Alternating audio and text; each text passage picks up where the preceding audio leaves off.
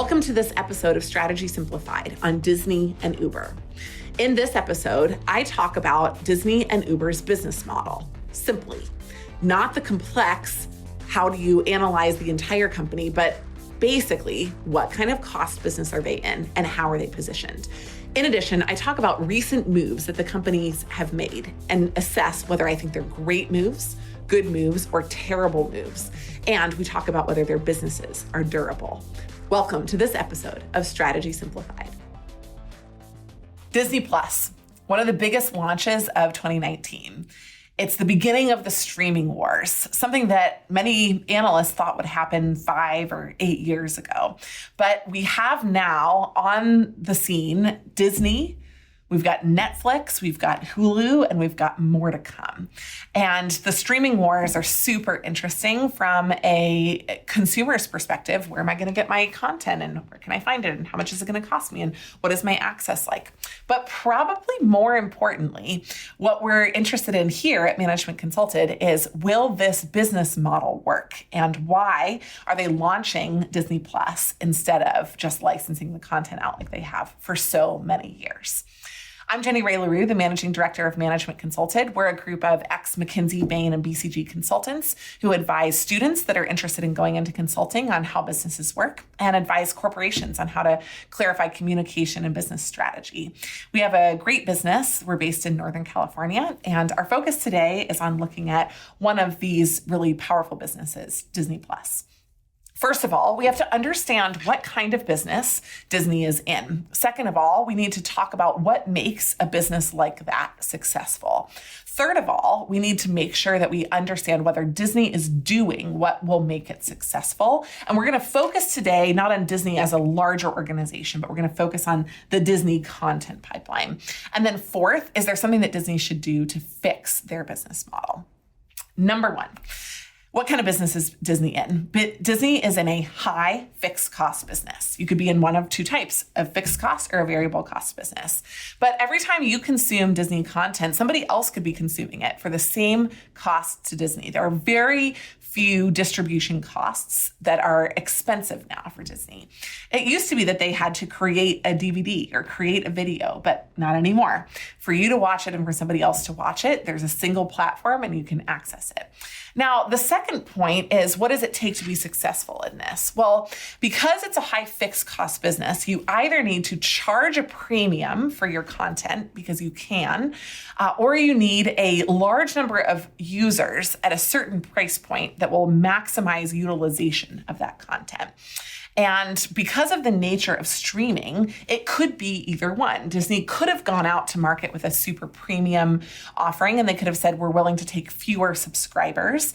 And that's actually what licensing content essentially was for a number of years. It was saying, we are willing to take a limited pool of dollars from bidders like Netflix or Hulu or other providers to provide our content on their platform. We're willing to take a limited amount, and it's going to make it easier. We don't have to operate our own channel. It's going to be lower cost, but we're not trying to maximize the number of subscribers that have access. Disney Plus is actually a tweak of their business model inside what they're thinking. So they're not changing to be low cost and low volume. They're changing to be a high cost, high volume business, assuming that they're going to break even sooner on new content that they're producing. What does this give them that they never had on Netflix? It gives them access to data to go create better and more content on their own platform, which before they never saw what people were watching and how long they were watching it for and how many seasons they were re-upping for. So they just got secondary information, and it was never enough for a powerhouse like Disney. So number 4, what will it take for Disney to really succeed on Disney Plus? First of all, they needed to launch early, and they did a good job at that. In the streaming wars, the ones that are available first, provided they have a great content pipeline and good user experience, are going to naturally have more subscribers than some of the options that are likely to pump out content later. In addition, they've done a really good job by pricing low. They're getting a maximum number of subscribers interested, which provides them with more data for more nuanced content releases and better availability across the board. And in addition, they are already beginning to think about how they're going to adjust their content pipeline based on the information that they're getting from Disney+. So overall, we're bullish on Disney+. We think that it's a really great innovation inside the streaming wars.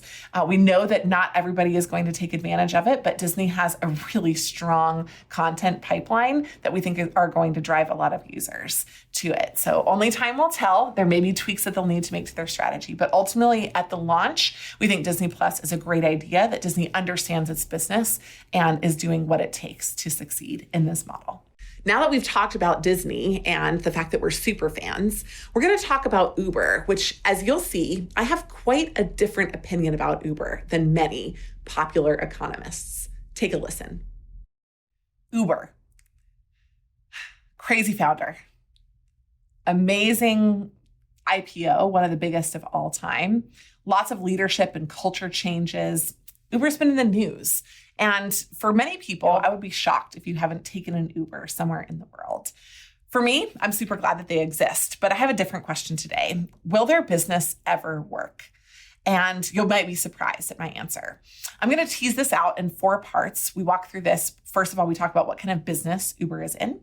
Second of all, we talk about what it will take to succeed in that kind of business. Third, we're going to talk about whether Uber is doing the things that it will take to succeed. And fourth, we're going to talk about if this is a problem worth fixing. I'm really excited to walk you through Uber today because this is one of the most popular businesses of our generation. First of all, what kind of business is Uber in? We break this down into 2 types. Is it a fixed cost business or is it a variable cost business?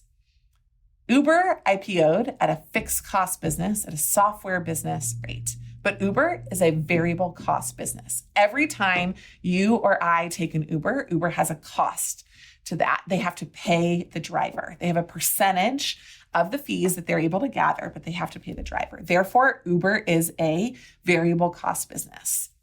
Number 2, what does it take to succeed in a variable cost business?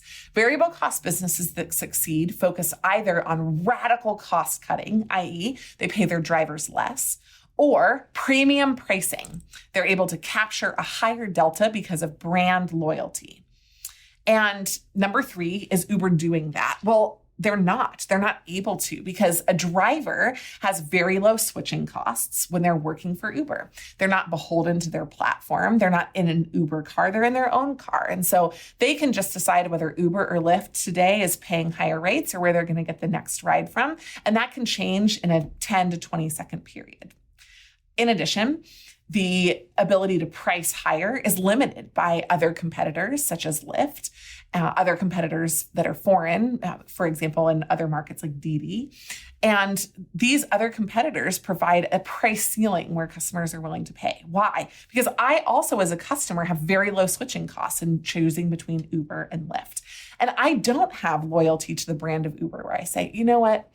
The Uber experience is going to be better. Uber can't even control their brand because they don't control their drivers and they don't control the experience. So Uber has this dual problem. They're in a variable cost business, but they can't pay people less because they're just going to leave their platform.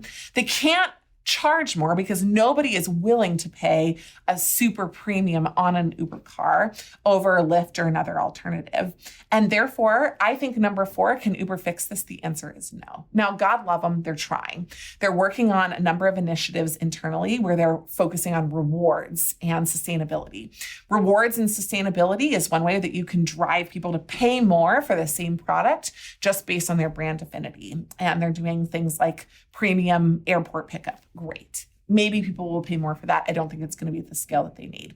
On the driver side, they're trying nothing. They can't lose drivers because then they don't even have a product to sell in the first place. And so I think Uber has, unfortunately, an unsustainable business model. Such a cool idea. Really wish that it would work, but I don't think we're going to see them around forever. Thank you for joining us for the Strategy Simplified episode on Disney and Uber. If you liked thinking about companies that you may be familiar with, but in a different light, please join us by subscribing, leaving a review, or sending us an email with future ideas to team@managementconsulted.com.